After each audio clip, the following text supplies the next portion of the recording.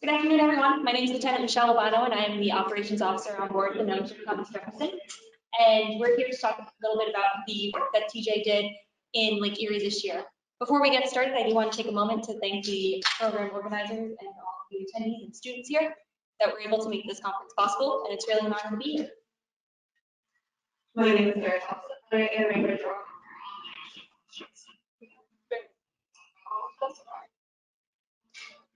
So you've seen a lot of NOAA people today. Surprise, we all don't know each other. The NOAA's got 6 line offices. So the line office that we operate under is the Office of Marine Aviation Operations. OMAO is responsible for the fleet of 15 white ships that NOAA operates, as well as 9 aircraft that work on completing scientific missions across the globe. The ships are homeboard in the various places shown up here on the screen, and they conduct a variety of missions, primarily focused around 3 topics: hydrographic survey, the best, oceanographic research, and fisheries research. The hydrographic fleet in particular, there are 2 ships on the west coast, the Fairweather and the Rainier, and then 2 ships on the east coast, the Thompson, Jefferson, and then the Ferdinand Hassler. Additionally, NOAA has a whole bunch of other hydrographic vessels that are all throughout, even outside of OMAO. As you heard from Junior Gray party earlier, I'm happy to have Keys, Bay Hydro, and then all the great boats up in Floral. So TJ, my videos.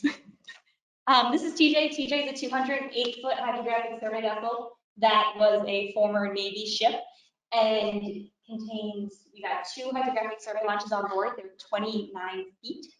The crew is 27 civilian professional mariners. We have 8 officers on board and then 2 physical scientists that sail with us as well. The ship, we sail kind of year round, and we're homeported out in Norfolk, Virginia. So let's do a quick overview of our ship. It's pretty pretty, got a lot of stairs. Very tall, a lot of stairs. But the ship was, as I mentioned earlier, a former naval vessel that was converted over to NOAA in 2001, and then in 2003 sailed under the name of NOAA Ship Construct. That's pretty fun.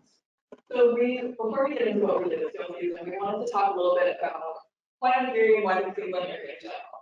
So Cleveland is rated as the top 50 port in the U.S., their main cargo being raw materials, regional manufacturing. There's also a lot of tourism that happens. The sailing and fishing community is very robust in the area. So safe navigation is of paramount importance. But a lot of the areas have not been surveyed since the 1940s, specifically the areas around Cleveland, since that survey that we were talking about. In addition, NOAA has not sent a survey ship up to the Great Lakes area since the ocean widening, which laid ground to support the founding of the Thunder National Marine Sanctuary. So while the bathymetric data that we collected is primarily for safe navigation because we do work under the Office of Coast Survey, and as we have discussed all day, support a myriad of other scientific methods, environmental models of all kinds, ice models, models, water models, fisheries, fish havens, and proposed protected areas such as national marine sanctuaries. So a couple of quick stats about our survey season. We completed work on a total of 18 sheets, which is really cool. Our total linears ended up being 21,557 so far. For people who it's not quite that yet. And that turned out to be around 450 square miles. So we have been working in Lake Erie, which I'm sure many of you know, Lake source swap was pretty limited, which is why our scores maybe a little small compared to our linears.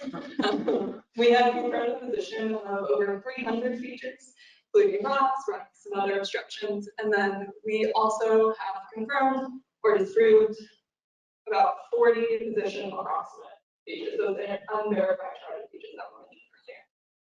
So these are just a couple of nice things that we have found throughout our survey system. Rocks. So this is an overview of the work that we've done in Lake Erie, all the way from the Detroit River to Erie, Pennsylvania. This is all of our multi-beam data, also available as backscatter anywhere we'd like multi-beam. Backscatter is also available. I also wanted to point out these like thinner lines that you can see kind of from these islands over here all the way here in Pennsylvania. That was a transect survey that gives us a really good overview of the depth ranges throughout the U.S. side of Lake Erie. And then I'll go into more depth about the other areas. So the first area I'll discuss is the Detroit River. It's a total of 3 sheets that we worked on with NRC in London. So shout out to them. Thanks guys for watching.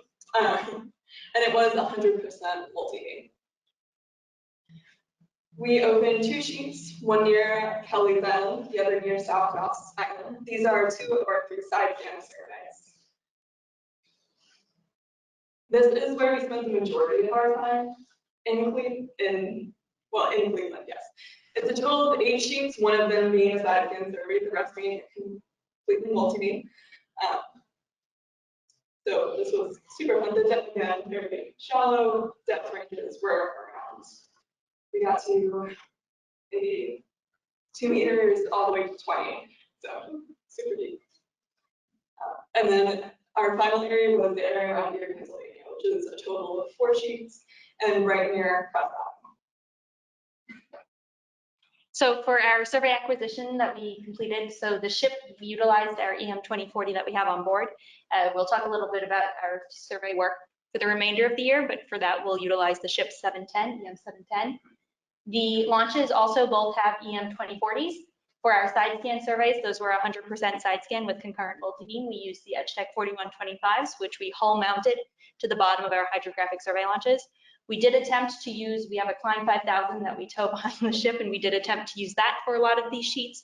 Unfortunately, it was too shallow for us to get below the thermocline of Lake Erie, but not experience any effect from the prop wash of the ship. So that proved challenging and resulted in a lot of very narrow swath multi-beam for the ship. Additionally, we used an autonomous uncrewed platform, the DRIX, that features an EM 2040 on it as well. That DRIX was on board with us for a month, and we'll talk about that in a little bit. And then we've got 2 UASs on board. We have a DJI Phantom and a Skydio 2. We are not doing any shoreline acquisition with those at this time, primarily for PR and photos. But additionally, we also collected like over 80 bottom samples in Lake Erie using a polar grabber. And as Sarah mentioned, all of our multi-beam data will be converted to backscatter. So what were some of our challenges? Well, first was getting here, right? The ship is homeported in Norfolk, Virginia, so we had to transit 2,100 miles to get here. There were a series of 15 lots that took a lot of time, training, and modifications to the ship to make sure that we could be able to do that mission safely and effectively. Second was tides, right? We're used to working, TJ is used to working along the Atlantic coast and Gulf of Mexico. Got a lot of tides, have a lot of tidal information and datum there. Great Lake datum, a little different for reducing to the ellipse. So that was a challenge in the beginning, as well as our lack of local knowledge. A lot of places along the East Coast, well, someone may not have gone to pull in at Charleston, but you'll usually have a pretty good network of support for people that know the area well. This was totally different for us, and we had a lot of port logistical challenges, specifically what to do with our ship's black water, and that ended up being all solved, but took a lot of legwork to figure out. Fourth is our depth ranges. As we've talked about, Lake Erie is the shallowest of all the lakes with an average depth of 21 meters. So it was very shallow and took a lot of time to do, but we still accomplished quite a great bit of work there. And we have, as I mentioned earlier, over 11% of the US side of Lake Erie mapped in square nautical miles. So that's great. Weather challenges, again, Lake Erie being so shallow, the waves stack up from the north and it builds up very quickly and then dies down just as quickly.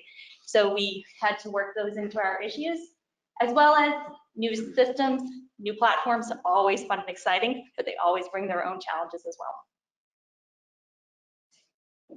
So this is nice. Okay, so this is DRIX. I am going to turn the volume down. But the utilized for DRIX, we modified our ships over the side deployment cradles for the davits for our hydrographic survey launches. So DRIX, again, this is an autonomous system, uncrewed vehicle made by a company called iExplode, a French company. And it sits inside of this thing called DDX, which is kind of this rigid inflatable hull. We have this boom that we deploy on the side of the ship that's literally held on with magnets that's 5 meters long to try to bring DRIX away from the ship so that it would not, crash into the ship while it was backing out of DDX. Drix is then lowered into the water here. This whole process takes about 24 minutes. So typically when we launch and deploy our hydrographic survey launches, that takes about 15 minutes. So this is a little bit longer of a process. But we've got line handlers on deck, as well as we have some physically driving Drix with kind of an RC controller on their belly. And then someone inside the ship in a straight control room that operating the scoop, making sure the engine checks are good, making sure there's oil pressure. The hose is then opened, and then there's a latch that connects to this like shark fin looking thing on the bow of the Drix that will then be lifted by the individual in control. And then the pilot on deck backs Drix out of the DDS. This ended up being a really useful platform for us. We did acquire over 700 linear nautical miles in the month of September using Drix just as continuous multi-beam with the 2040.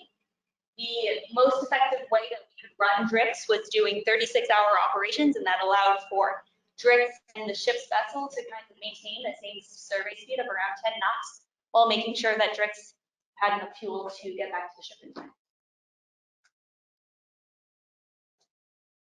Last thing that we did a lot of this year was outreach. We did quite a bit of outreach between different news articles, videos, and student tours. We also supported IHO did a initiative for women in hydrography, and we had 2 of those women on board as well to survey with us this summer.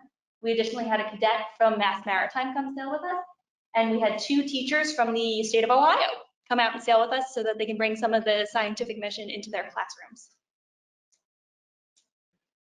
So while we have had a really very productive season, we still are not quite done. So we are setting sail Monday to start to tomorrow. We'll be going through the Welland Canal and actually stopping in Lake Ontario to do 5 to 6 days of survey. Well, it is a total of 6 sheets, and it is much, much deeper here. So we will be using different sonar, and also will allow us to be a lot more efficient about the square total area we're getting.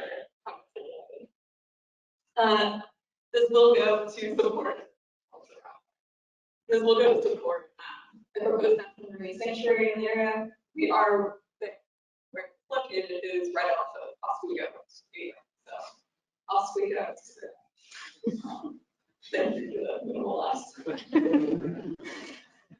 So we just wanted to thank everyone who helped us throughout this entire field season, including the Port of Cleveland, the U.S. Coast Guard stations of Cleveland, Ohio, here in Pennsylvania, and Sector Detroit, as well as, NRC in London and the U.S. Army Corps in Cleveland.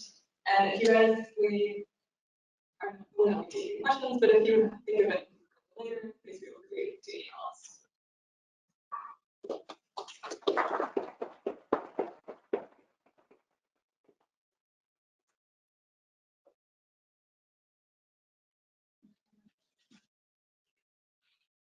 I actually have a question for you. So you said someone was laying on their belly with a remote? No. Oh, the pilot has like a giant RC controller that straps onto their chest, and then they operate it while on deck. So it's kind of just like a giant RC car. You move it forward, you move it back. That's a 4-stroke engine inside of it that keeps it going. Drix in comparison to something like Sail Drone. Drix in comparison to something like Sail Drone is diesel powered. So some of the really cool stats that we were able to see this go around with Drix. Drix came out to TJ in 2019 to do some operational and field testing. And this time the real mission was to make it operational, right? Make this part of our workflow. So comparing it to our hydrographic survey launches, they typically go out for 8 to 10 hour days, and they collect anywhere from, let's say, 30 to 60 linear nautical miles. They require about 50 to 60 gallons of fuel when they come back at the end of the day. For Drix, which was out for 36-hour time periods, collecting anywhere from 150 to 190 linear nautical miles, was about 32 gallons of diesel utilized there. So really big process improvement there. This go around, we had very limited operational challenges with Drix in the sense of deployment and recovery. Drix was extremely functional and didn't really have any engine malfunctions or anything. We did not have to emergency tow it at all this month, which was amazing. Post-processing was a lot more of a different story this go around. Onboard, we use Carry 6 and SIP, we use Applanix IMUs and post-processing, and Drix does not have an Applanix IMU, it has a iExclude specific. So we had to process all that using PPP instead of PPK or RTX, which ended up being very challenging for our workflow. But we have usable data from it, so that's pretty cool. Thank you, that's very complex. I was looking at it, and doing that, and I imagine someone laying in that little, I'm on policy side, so excuse me, but I imagine someone laying in there. Thank you. Do we have any good questions? Yes, sir. The 300 on the bottom objects is located where those mostly known items, known objects that you're confirming, or those yet unclassified and unconfirmed? So a lot of it was around Kelly and Bass Island, primarily for position approximate fish stakes, which we again did 100% side scan with concurrent multi-beam there. So fish stakes, not very tall, kind of difficult to spot out in the multi-beam, in the side scan. So we then have to do investigative circles of certain radiuses, depending on the depth, to confirm or deny all those fish stakes. We found a lot more fish stakes than were charted, so that was a big part of the process there. Yeah.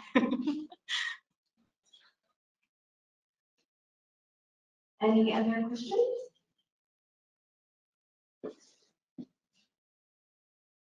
Just a comment on that list of appreciation. I would like to add the Canadian Hydrographic Service and Global Affairs Canada. In the Detroit River portion of the survey, we were able to survey the whole U.S. and Canadian side, and that was through coordination with the Canadian Hydrographic Service. Obviously, sharing that data directly with the Canadian Hydrographic Service on both sides in the trans-boundary area of the Detroit River. While it seems obvious that, yeah, you're right there, why wouldn't you survey the whole thing? Well, there is an international boundary there. So it turned out to be a bit complex to get authority to do so. But I think, this proves the good relationship between the U.S. and Canada and for the survey and CHS. This is a good example of how we can coordinate moving forward in a good place in our trans-boundary waters. Yeah, our launches and the NRT had a copy of that MOU laminated in their boats, so in case anyone got stopped, they could say, we're supposed to be here.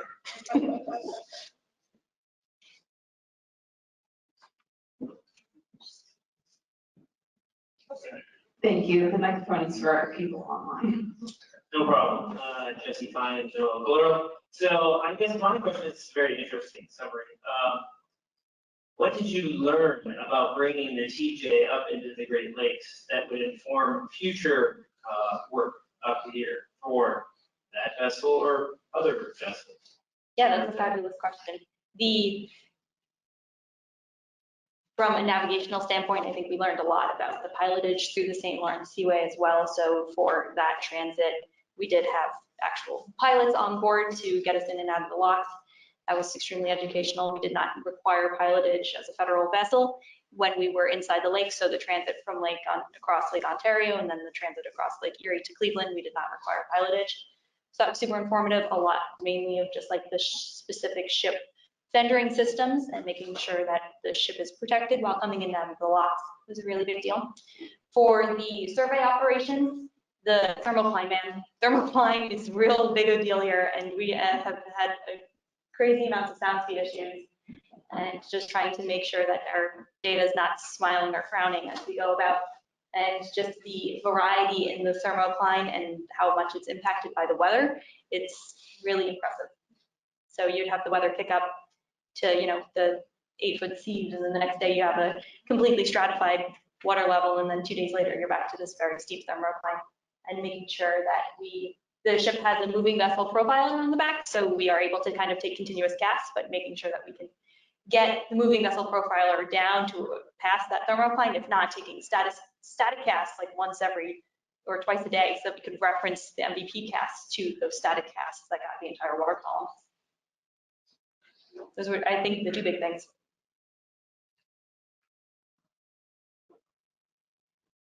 Any more questions? Hi, I'll just yell at everybody. Thank you. I knew someone. So you were saying that most of the identified objects that you found were fish steaks? Yeah. I'm not familiar with a fish steak. Could you elaborate, please? Yeah, I mean, we weren't either. So a fish steak it's a fish, a piece of wood sticking out of the lake bed. That's it. Yeah, that's it. There's no like fish on it? or- Not that we saw any. How they got there, we're not really sure. What they're doing there currently, we're not really sure, but fish steaks were previously charted. We found some of them. We were like, these are weird. Let's look at the chart. And the chart showed that there were fish steaks there. And then we found a lot more of these. Yeah, a lot of fish steaks. Thank you. Yeah. So, are we having fish sticks? Is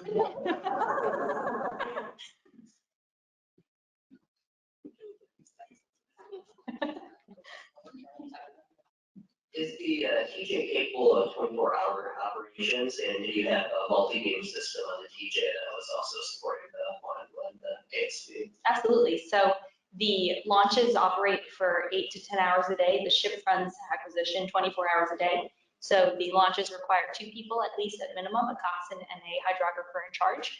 And then the ship acquisition requires, the standard bridge watch team for safe navigation, and then your hydrographer in charge to man the ship's sonar as well. For the DRIX, for the autonomous vessel, we had 2 individuals on the ship, separate from the ship hydrographer station. So we had a ship control, and then, a DRIX control, and then a DRIX hydrographer as well. The other thing with DRIX was our ship Kongsberg EM2040s, we're running SIS-4 with. DRIX was running SIS-5, which produces the KML file, so that was also a different part of our workflow to adapt that data into.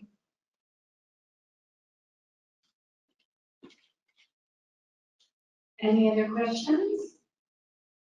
Just a quick follow-up, 24-hour on the DRIX also? Correct. The first 30?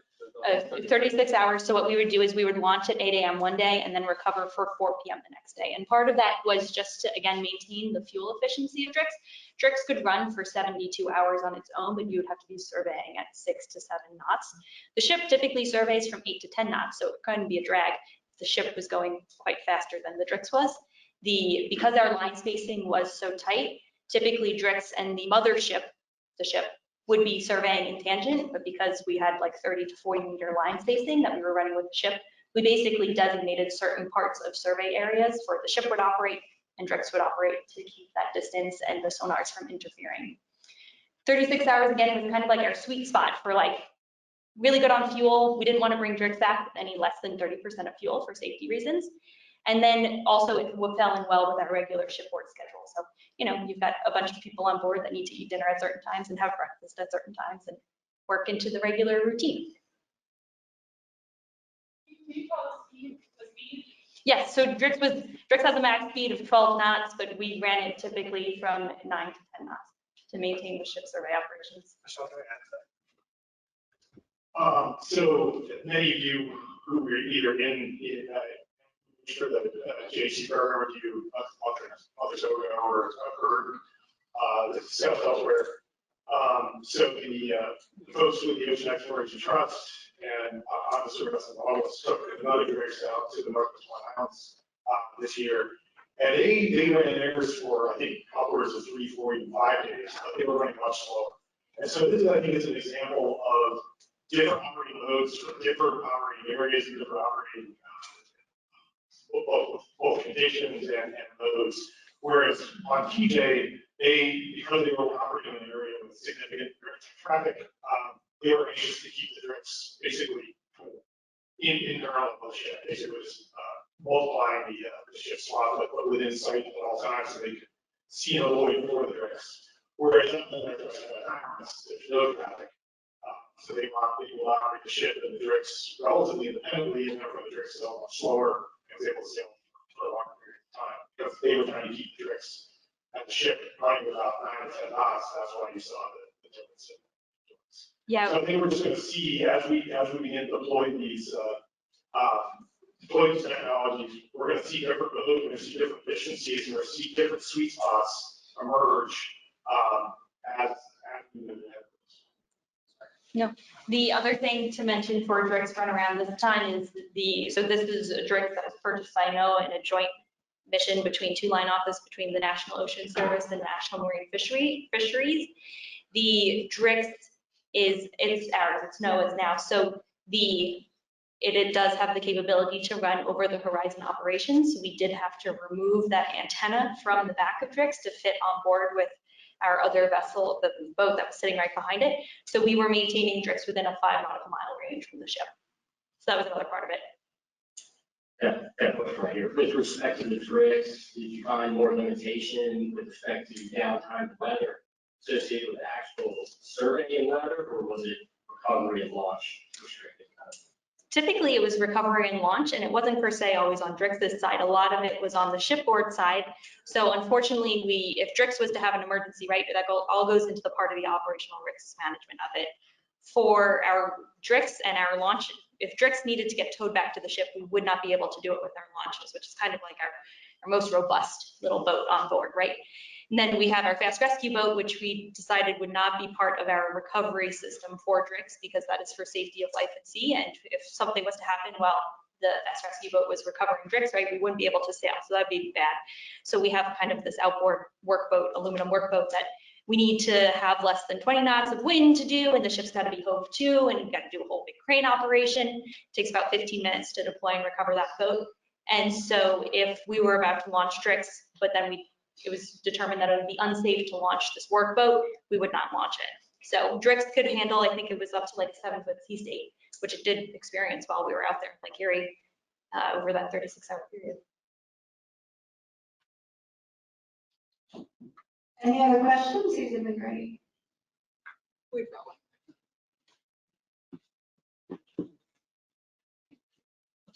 I need that little people mover. In between deployments on the Drix, what was the downtime? Yeah, so we did about 2 hours of maintenance every afternoon once Drix returned, and that's checking engine compartments, making sure for water damage. Again, we were still kind of this, Drix was acquired about 3 weeks before it came on board. So there was still a lot of kind of, oh, the CTD winch keeps bird nesting. Let's figure out why that's happening. The other cool thing about Drix is it can take its own CTDs. It's got a Swift, a Valport Swift that kind of shoots out the back and recovers back in, which we had a little bit of trouble with. The nice thing working tangent with the shipboard is we were able to take the sound speed measurements from our shipboard moving vessel profiler and apply them to Drix data as well. Basically, it took about 30 minutes to fuel, 2 hours for maintenance. Everyone ate dinner, went to bed, and deployed Drix the next day.